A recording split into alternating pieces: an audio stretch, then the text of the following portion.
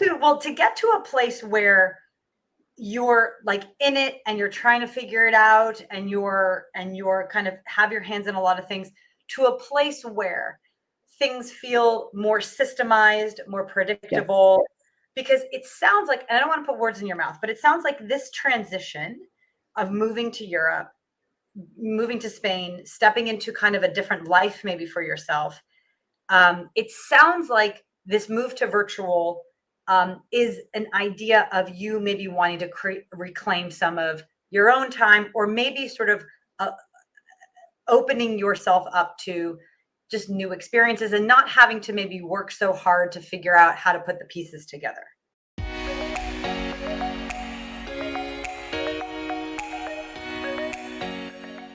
Hello and welcome to this week's episode of the Scalable Marketing Machine Podcast. This week is a special coaching session.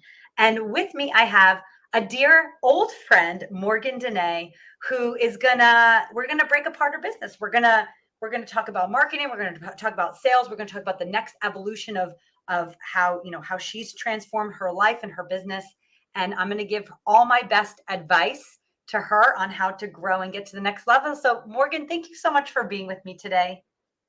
Thank you so much, Victoria. It's so good to see you, and it's great to be here. Thank you for having me. So Morgyn is a dear friend. She lived in Miami with us many years ago, but picked it all up and moved to California. And since then, over the past couple of years, her business has been on quite a journey of transformation. So Morgyn, why don't you tell us a little bit about maybe where you were sort of when you first sort of left Miami? I know we're dating ourselves a couple of years back now.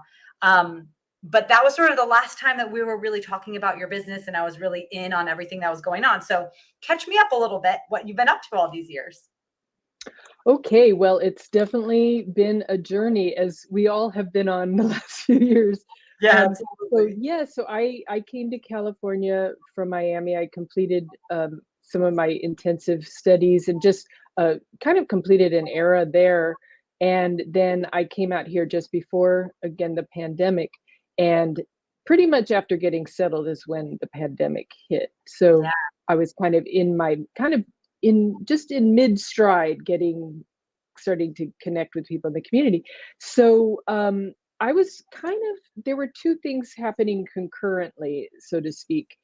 And I've been kind of integrating all of the different work that I do, because I've been working in holistic healing for 30 years or more.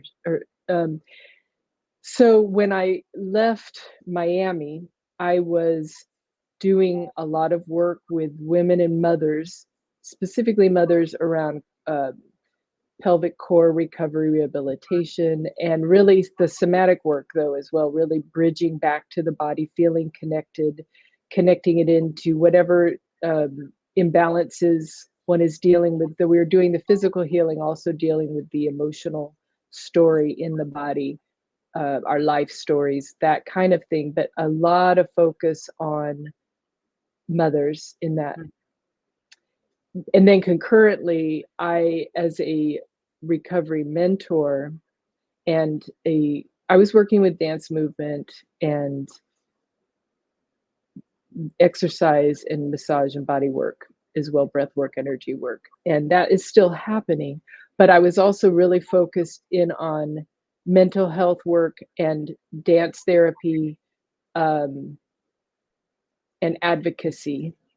And it was almost like there were two different things happening, so to speak, because, well, the world hadn't also kind of come into this place of understanding what a crisis we're in. And now things are, at that place where there's a lot of waking up. But I also had my own recovery story from healing, from trauma, from mental illness, from my past. And I've come to the other side. I also had physical issues from that, emotional, physical issues. And so I was sharing that, but it was almost like the two weren't coming together. Yeah. Yes, if that makes sense. Yeah. And a lot of you have, and I think that this is a lot of people's experience that are multi-passionate, that sometimes they find themselves almost like you're building two businesses in some sense, because some folks know you for one thing and you kind of have a modality with them. Some folks know you for another thing. And the problem is that it's a lot of work. It's hard enough to get one business to work. So if you're kind of juggling two things, it can be tough. Okay, so so then what happened? Yeah, so basically, as you know, just before the pandemic hit, because I'm in foundation, I am a spiritual healer. I work with the body, I work with the mind, but that's where my foundation started and is just with my path and my calling. Mm-hmm. So I was, yeah, I always do meditation and prayer, and I was getting a very strong guidance before the pandemic hit. You need to put trauma recovery front and center. Mm-hmm. That is going to be that. It was there, and I was talking about it. People, some people got it, some people didn't. A lot of in the mental health kind of spheres, a lot of people weren't talking about it, or that connection to the body. So I was really guided to put that front and center. Yeah. And bam, everything hit. And so working in the community, that was a process. I was offering things online and meditative dance and things to support people to kind of come through this time. And concurrently in a lot of Zooms, like all of us, connecting with my new community as well. And as things started to open up, so I had the virtual element going on, and I have been doing one-to-one Zoom, since 2015 or so, but it wasn't the main point focus. And so I was really guided to do a lot of work in the community in person as things started to open up. So I started different programs here. I don't know if I'm supposed to say all the things that I've done, but say because more I know. So you're doing programs like in real life. Yes, programs in real life. I mean, my one-to-one coaching program with women has been online, but also in person. So I was doing that in studio, sometimes out in nature, but a lot of the work I was doing with groups, some of it was dance and embodiment, dance therapy embodiment. I use a lot of different tools with that, because to come into the body, we need to use the breath. Breath is foundational. Breath is always foundational.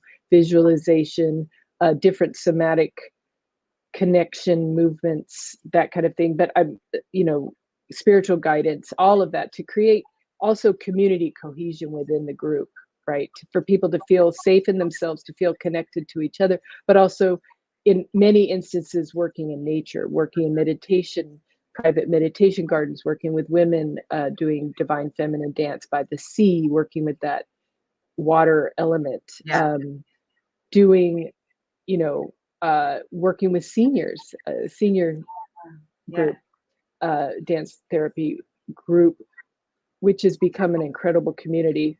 We started outside because we were outside. That's where everybody was. We had to be outside with them, but then we moved that inside.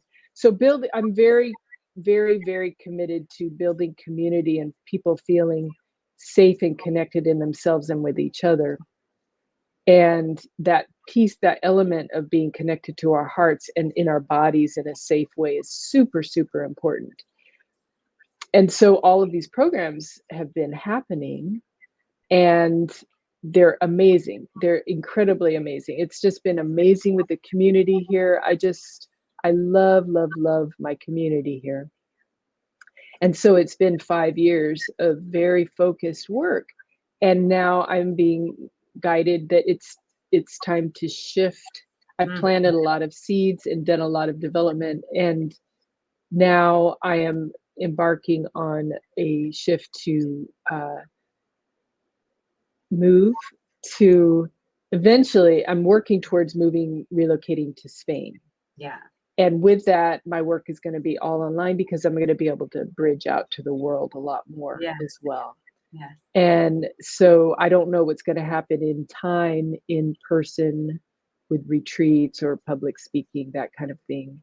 But at this time, my aim is to just kind of, and I'm definitely in a big transition with my communities, with my programs, to bring everything full circle in a really positive way. And so these are also planting seeds for retreat, like I mentioned, that kind of Yeah. thing, women being Yeah. able to come together in nature, have that nourishment and connection. But so now my focus is on building my one-to-one, which I've had, but I've had the other programs as well, the other Yeah. workshops, and that could be integrated in time. But now I'm really just focused on. I'm saying just focused on one program is my one-to-one, Yeah. coaching program, because I'm a somatic spiritual recovery coach, and I Mm. specialize with dance movement therapy and core pelvic healing, somatic trauma recovery in this case, for women and generally in midlife, I say 40 plus, but I'm also, that's where I focus it, but we see who comes in, who's ready for it.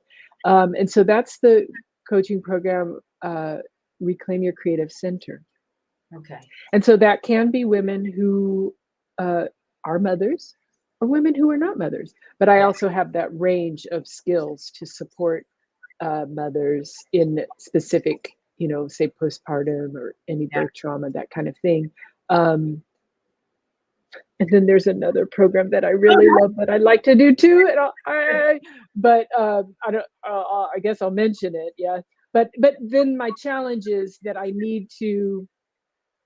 want to appeal to women who are on this spiritual path, who have a dancer spirit, and it could be anywhere from you long to dance, you feel inhibited for different reasons, and a lot of the time, dance teachers, they don't have the space to do that bridging to help you feel safe in your body, to work through blockage, to work through coordination that can be connected to, people don't always know that can be connected to trauma, to different elements, because trauma is not just a cataclysmic, it's many things, right? And its feature is very much about disconnection and disempowerment. Yeah. And so I do a lot of bridging, but it can be all the way to women who have a dance background, and they're still working through a lot of a sense of blockage to their bodies, to their self-love, to their body image, to feeling whole, feeling grounded. So I'm working in those realms of mental and spiritual health and movement and embodiment and lifestyle, because we're working with lifestyle. It's what our practices are as well. And then concurrently, so I definitely appreciate your input, because And by the way, Morgyn, I want you to, because this is recorded, I think it's going to be a real, because you've been talking for 10 minutes now describing what you're doing, and I'm only mentioning that because I think this is a really important part of the process. I'm trying not to stop you. I want you to get it all out. No, please do. Yes. This is part of the process, and I'm going to help set you on the right path. But I think getting everything out, and for anyone that's listening, and many of us have collected, like in a basket, these beautiful experiences over the years of our careers, right? And we've tried different things. In my own career have worked with a lot of different businesses, a lot of different people, and I love it. I get a charge out of doing different things because I'm always learning and growing. So I don't think that's necessarily a negative thing at all.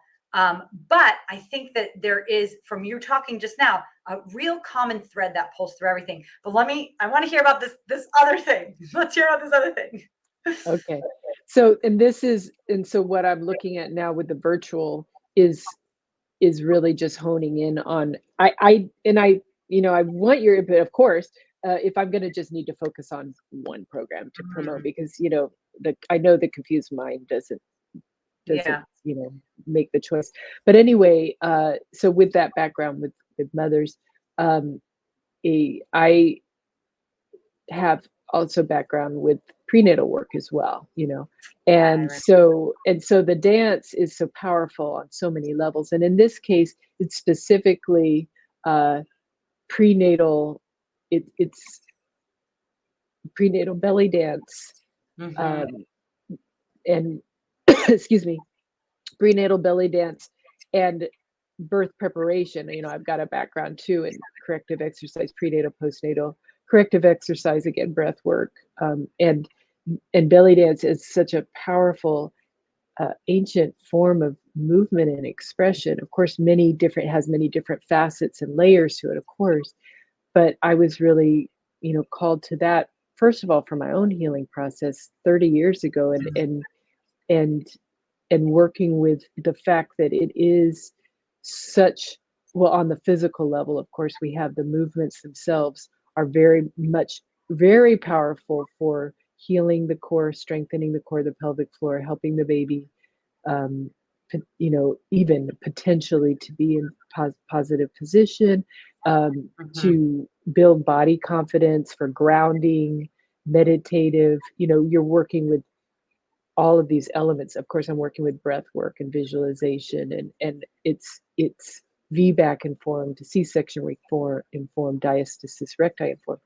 I'll stop there. So, Yeah.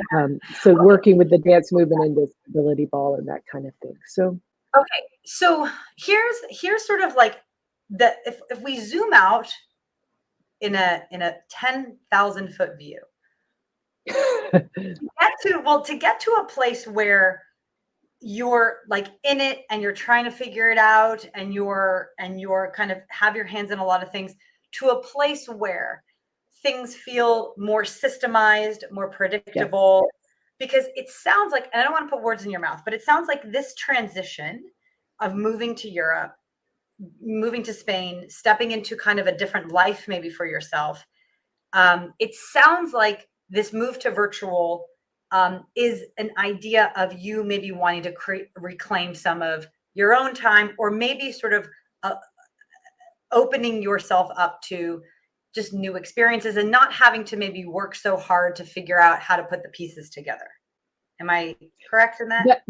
That's definitely an element of it. It's yes, it's quality of life. It's also working with people all over the world. That was already always an intention of mine, and it has been there, but I couldn't really give everything to it when I had all the local focus as well. Okay. So let's kind of look at that 10,000 foot view, and then we're going to work backwards.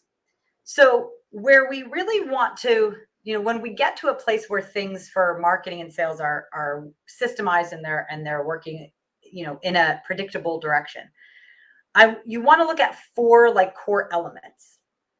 And the first is all about deciding on some core brand elements, meaning, Morgyn Danae as a coach, or as a brand, so to speak, what do you stand for? Who do you serve? What's the transformation? All of that core brand stuff. And again, when we're seasoned in business and we've been doing, you've been doing this for 30 years, we can take all of these experiences, and we don't have to, the brand process doesn't have to be a limiting process. There's different ways we can think about it. We'll get to that in 1 second. The next piece is, now that I have clear on sort of who I'm serving, the main transformation I'm offering, that has to be one unified message.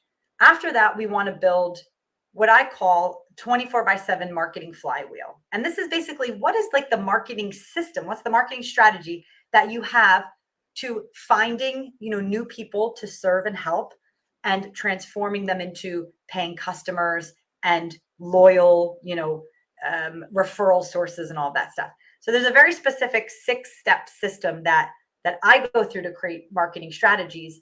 And the important part about having the brand dialed in is that marketing system, that flywheel, becomes much easier to create and execute when we're just kind of focused in on one core offer and one core transformation and one type of client that we're speaking to.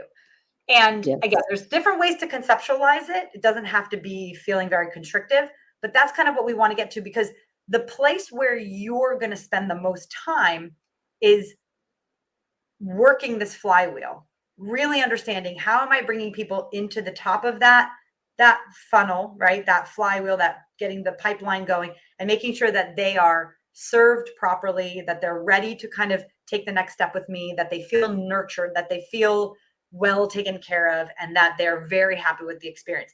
That's really the core piece that you need to be worrying about. And again, if you're promoting a lot of different things and there's a lot of different messages, the result is you're just stretched thin. And at the end of the day, for heart-centered entrepreneur like you, just not making the impact that maybe you really want, right? So we've got brand, we've got marketing strategy. The third part of that is about team. And even if you're a solopreneur and you don't have, a desire to have a lot of people helping you in the business, when we lay out the strategy, we can identify the one or two places where maybe we can help get some things off your plate that's going to buy back your time so you can focus on the core thing, which is really the marketing, the sales, and serving the clients, right? Really making sure everyone has a wonderful experience. But there's going to be pieces of that equation that doesn't pay for you to do them yourself. So that could look like it could look at as little as getting a virtual assistant a handful of hours a month. But when we know exactly what our marketing strategy is and the things we need to execute, it becomes much clearer the couple of things we can get off our plates, right? And then any investment that we make, however small it is very effective and efficient. And then the fourth part of the equation is understanding what success looks like and having some goals and targets in mind. Not because because if you want to achieve, right, a certain revenue level or be able to live a lifestyle that you want, right, we want to make sure that we're doing the proper actions each and every week that's going to get us there. And so leading ourselves, leading anyone else that's helping us is really critical in that.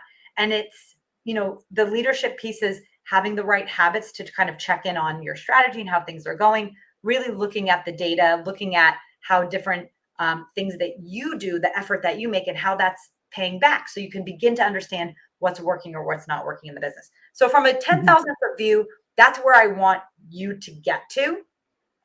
So how do we get there? So we're not going to be able to go through all 4 of these steps, and we can kind of talk offline so I can help you push through those other pieces. But I want to go back to the brand, because it sounds like that's the place where, that's the starting point of all of this work. And we need to really hone in on who you're going to serve and what's really going to be your core offer, right? There's a lot of, of course you can have ancillary offers and things that you do once you start working with people, or once they're inside your world, you can upsell them and cross sell them. You can, add supplemental things to whatever. And it sounds like that's a good option for you, because what we need to do is kind of bring people into your world with a clear message. But there's so many modalities by which you help people. And it makes so much more sense to offer that to people once they already are in your world, or they've already worked with you, or they already are on a sales call with you, or whatever. Then the story in their mind is going to be very clear.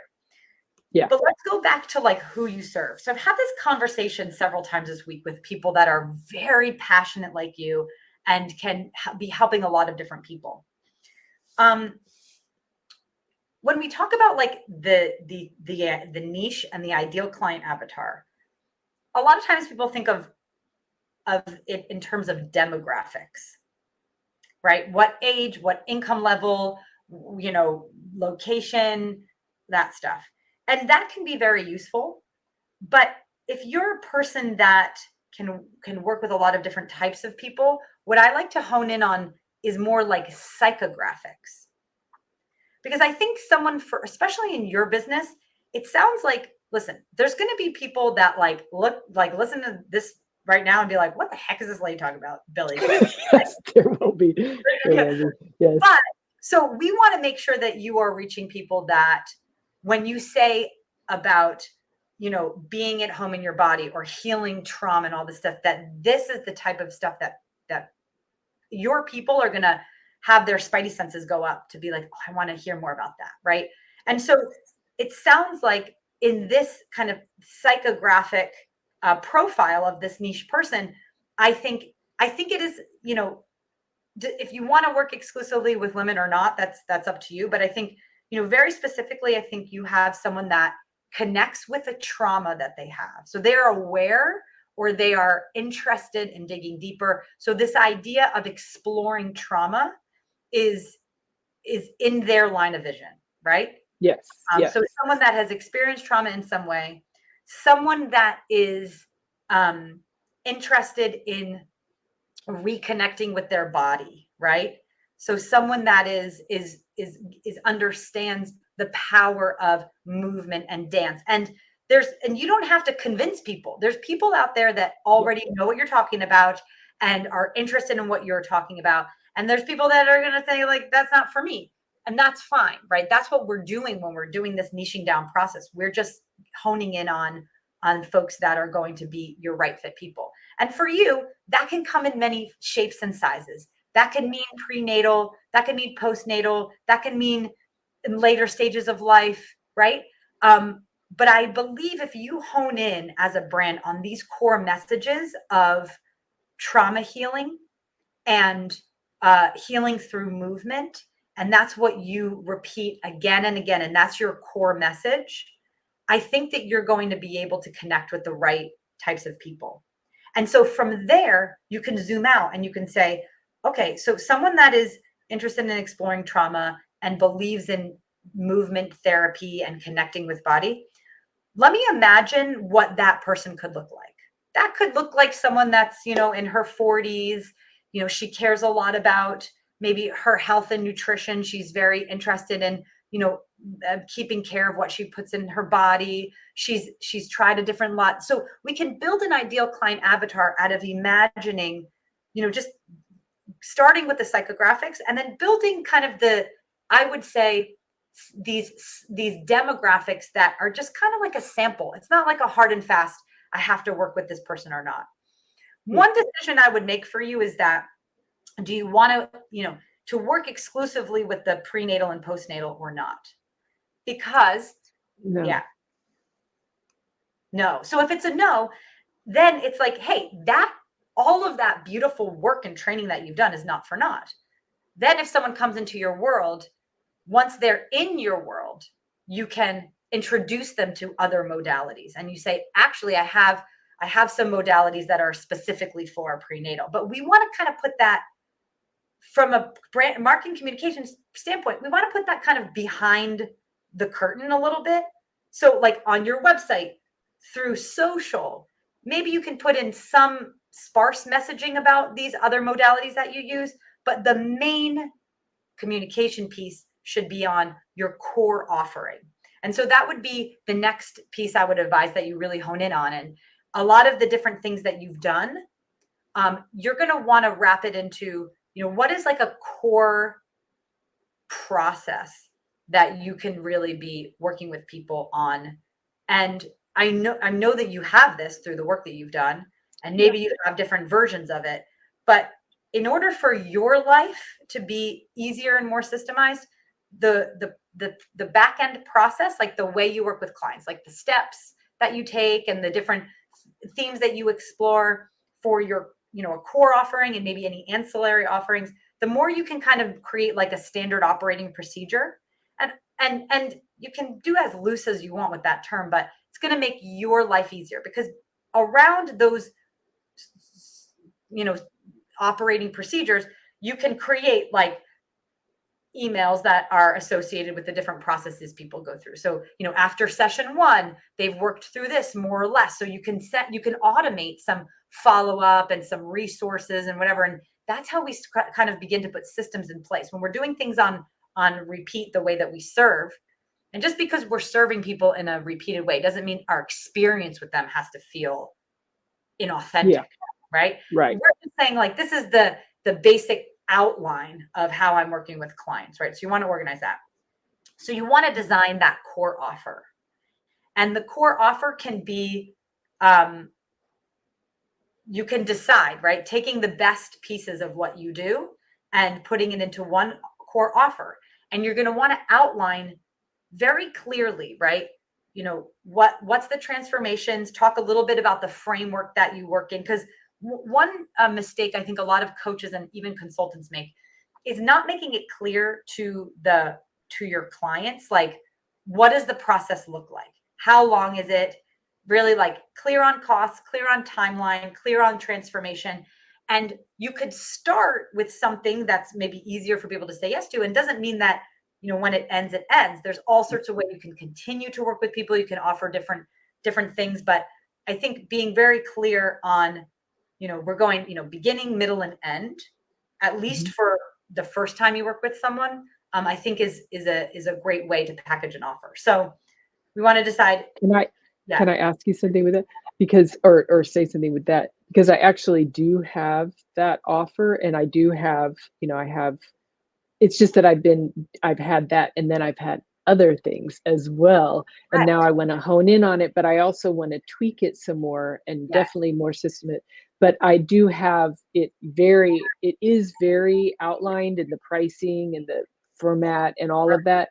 But I do need to do more tweaking, and I'm going to keep, of course, listening. But I just want to clarify that I do have one, that one, but I just have been focused with the other things as well. So I'm just feeling almost like a relief, just you saying this. Like, I'm just focused on the one, Focus on the and one. do more, do more with that, just Yes. because I have a very strong, program, but it hasn't been my only focus. Well, okay. So that's the piece of the brand. So I would say tweak the program right now to where you think that it's where you want it to be. Really spend some time with honing in on who is this person that you can serve best and having that in your mind. And again, just because you're niching down, quote unquote, to this one kind of avatar, right? So we're putting some demographic information in there, but I like to even just imagine this person's days. What are they thinking? What are they struggling with? Having this written down, for example, is going to be really great because that's going to help us build the marketing strategy, the content, right? When we build the copy, the social posts, the copy for the emails that we want to send, we want to be thinking with this person in mind. So having that clear in your head to write the copy for, when you sit down to write, you're writing to that person. You're writing for that person.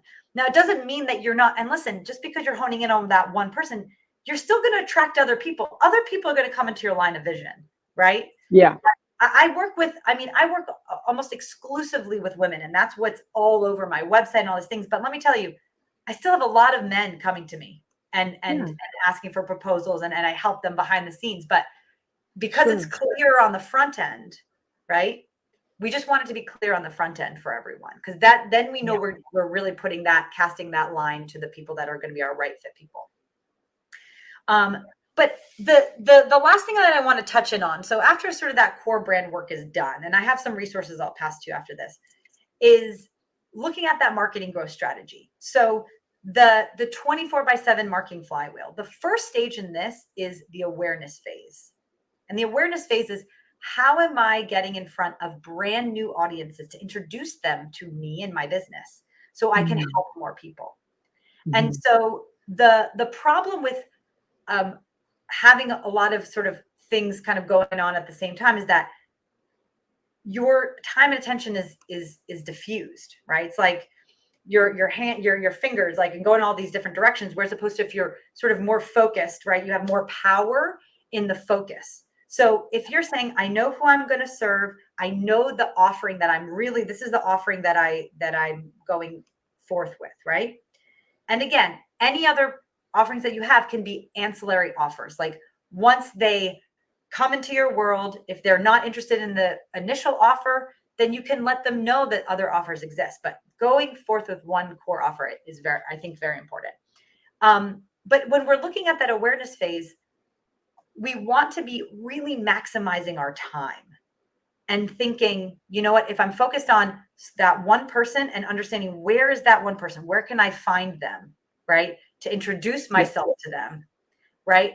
It's going to be much more time efficient. But what happens when you're focused on that one kind of core offering, that one core niche, is that you become known in the world a lot quicker than if you're kind of jumping around to different things. So if you're kind of like, Morgyn's helping folks at the senior facility, Morgyn's helping prenatal, you don't get enough sort of foothold into one sort of position where folks can really start, recommending you, and you build that momentum and you become known as like the expert and kind of the thought leader in this space. So that's why kind of honing in is really important, because all of the awareness things that you do, now everything's working together and strengthening your brand and strengthening your presence in that particular community that you want to serve. So the last thing that I'll leave you with is, for anything that you want to build virtually, the most important thing is your community. So I know that you have a community right now, that you've been building community for many years. And the number one thing you need to think of is, how can I always be building my community, building my, if you're active on social, building a social media presence, more, more followers, more people engage in my stuff. If you're, have a podcast, how can I get more people to listen? Like, how can I really be fulfilling and surrounding my like amplifying my message and getting it to the people that are really going to be interested in getting help, right, from me, and that I can really transform their lives. And so that's so my one idea for you, though, the thing that I think is an interesting avenue to explore, because when you build out that 24/7 marketing flywheel with a small team, limited budget or limited time or whatever, you really want to focus in on, and I'll give you, and there's resources for all this so you can kind of work through this process, but you want to really be honing in on one particular activity or action you can do for each one of these 6 stages of the flywheel. So one of the mistake a lot. Just froze. I don't know if you can hear me. Are you back? Yes, you're back. There you. I'm back. You're back. So I'm back. You want to focus, right? So focus is really the key, right? The key word for the year. When we're looking at the 24/7 marketing flywheel, I mentioned the first is aware. So for the awareness phase, like how do we get in front of new people, right? There's a lot of different ways we can do that. We can run ads. We can, do conferences, go to events. We can get out into the community, whatever. What I would suggest is really honing in on one strategy that's really going to be a core strategy that you can lean all the way into and just learn how to really maximize and get the most out of. And I think that in your case, because you're so enveloped in the community and you have you've built, I mean, even from Miami, just the person that you are, you've built so many beautiful connections. I would really look at focusing in on a partnership strategy, really linking up with other service providers that are complementary to what you do, but not exactly the same thing as what you do. Okay. So, like, for example, yoga teachers, right? If someone's a yoga teacher, they have people that are in their world that follow them, that are in their classes and whatever, that are obviously interested in movement, right? People that are into yoga obviously have that mindfulness level, right? But if you partner with a yoga teacher and you go maybe take the yoga class, and at the end of the class, introduce yourself and do maybe a little breath work with them to introduce them to your work, then you maybe you have just a clipboard list where people put their names on and you send them some kind of, I know that you used to have a lead magnet that was like and I did it, a breathing meditation recording. Oh, yeah. Okay. Many years ago, you sent it to me, and Yeah. I did it for many years of belly breathing to help anxiety. It helped me so much. But that's something that's very simple, where you can grow your email list by just simply being introduced to someone else's audience that would be in line with your right fit client, right? And if you hone in on that strategy and you make a target for yourself. Now we go all the way to the end of leadership, where I talked about metrics and stuff. Set a target for yourself and you say, you know what? I'm going to work with 3 partners a month. So let's say I'm going to go, if you start with some yoga teachers, or maybe you start with, massage therapists. Maybe there's other types or dance teachers. But as you said, maybe someone that is just a dance teacher, but they know that people maybe want to do some deep inner work around movement. So there's a lot of ways that you could partner with other folks that already have an audience. You be introduced to them, and they get to know you, right? But also this can be done virtually. So you can start in your community where you are now in California before you move. I think it would be a smart idea, because you have those physical connections with people, so you can get people into your world, onto your email list, so they can start learning about all the things that you teach and gaining value from you.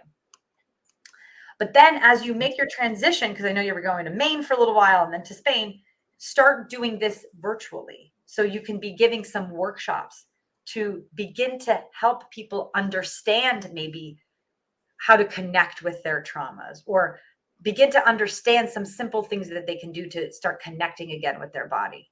And holding these workshops with partners. Again, a partner strategy would be a great strategy for you because of how deep you are in the communities that you're a part of. And just like, and the beautiful connections that you have. So that's how I would say to get started. I know that was a lot. We kind of went for a while. I hope this all made sense for you. Yeah, it's great. And of course I'm going to keep listening to it, Yes. Yes. Yeah, for sure. And what I would say is, yes. So step one is really honing in, deciding on that core offer and making it something that you're proud of. But before you do that, really checking in before you start that work with that person that you're going to be able to serve best. Maybe not, and just, and again, psychographics, they have to be in a certain mental space to be able to be open to the work that you're going to do. Write down as much as you can about that person. Think about the people you've worked with where you've had the best success stories, where they've had the transformation, where they really were a partner with you in doing the work, that they were ready, willing, and able, right? Yes. What is that? Who is that person, right? Create an image of that person, right? And then touchstone again with your offer, make sure that it's clear and do some tweaks on your website to make sure that it reflects what any updates you've made. And then focus in on building this 24/7 marketing flywheel. And just really as a business owner, your only job is to create this flywheel and then be iterating and improving on it for the rest of the life of your business. And we start with the basics, like minimal viable flywheel, basically like doing the one thing for each of these stages. But as you get good at creating that flywheel in its basic form and you get comfortable, then you can start layering different things like, oh, now maybe I'll try, I don't know, holding a retreat, or now maybe I'll try, getting into more focused on social media when you have the bandwidth, when you can open up that space a little bit. But we start with the minimum and then we build from there. Yes. Yeah. Yes. Okay. Thanks, Morgyn. Okay, Morgyn, listen, before we end this, if anyone is listening and they were just really jiving on everything you were saying about trauma recovery and healing, because you are such, like, when we say the real deal, like your spirit, the space that you hold for people is so beautiful. And there's a lot of folks out there that are doing great coaching work on all different levels. But what you specifically do, I think, is such incredible, important work. And if someone wants to connect with you, how can they find you? How can they kind of follow you in your journey? Okay, wonderful. Yeah. So in terms of online, access to social media, I'm on Instagram at Morgyn Danae. I'm on LinkedIn at Morgyn Danae. I'm kind of just finding my way on LinkedIn. And also YouTube, Morgyn Danae. And I, of course, have my website, morgyndanae.com. Perfect. And what's that? Perfect. Yes. Thank you. So thank you so much, Morgyn, for letting us open the behind the scenes look at your business. And I know that you're going to do incredible things. Thank you so much, Victoria. Thank you for your care and your time. And I really appreciate this guidance. Awesome. Of course. Anytime.